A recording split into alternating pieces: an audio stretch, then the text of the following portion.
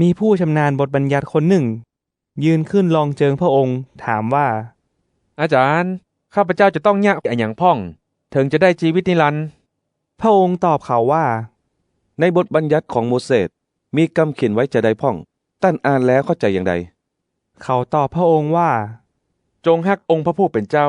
พระเจ้าของท่านจนสุดจิตสุดใจสุดกำลังกับสุดพญาปัญญาของเจ้ากับจงฮักเพื่อนบ้านเหมือนฮักตัวเก่าพระองค์จึงอู้กับเขาว่าท่านตอบถูกแล้วจงเนี่ยจะอั้นแล้วจะได้ชีวิตนิรันดร์แต่คนนั้นใคร่แสดงว่าเขาเนี่ยถูกแล้วรีบถามคำถามนี้จึงถามพระเยซูว่าใครเป็นเพื่อนบ้านของข้าพเจ้าพระเยซูตอบว่ามีพ่อชายคนหนึ่งออกจากกรุงเยรูซาเล็มไปเมืองเยริโคเขาถูกหมู่โจรปล้น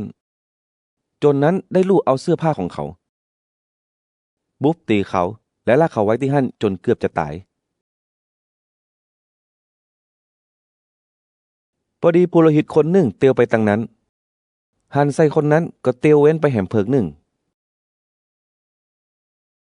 คนหนึ่งในหมู่เลวีก็แยกอย่างเดียวกันเมื่อมาถึงที่หันใส่คนนั้นแล้วก็เว้นไปแหมเพิกหนึ่งแต่มีเจ้าซามาเรียคนหนึ่งเมื่อเตียวมาถึงคนนั้นหันใส่เขาแล้วก็มีใจเอ็นดูเข้าไปรักษาเขาโดยเอาน้ำมันกับเหล้าองุ่นทอกใส่แผลแล้วเอาผ้ามาปันแผลให้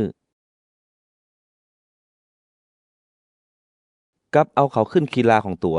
ปามาที่โรงแรมแห่งหนึ่งและรักษาพยาบาลเขาแจ้งเจ้ามาเมื่อจะไปต่อแหมเจ้าซามาเรียคนนั้นก็เอาสตางค์2 เดนาริอันให้เจ้าของโรงแรมไว้บอกว่ารักษาเขาเตอะสตางค์ที่ต้องเสียนักเหลือนี้เมื่อเอาปิกมาจะเตือนมือแหมพระเยซูก็ถามผู้ชำนาญบทบัญญัติคนนั้นว่า3 คนนั้นตั้นคิดว่าคนใดเป็นเปื้อนบ้านของคนที่ถูกปล้นเขาตอบว่าก็คนที่เมตตาเขานั่นแหละ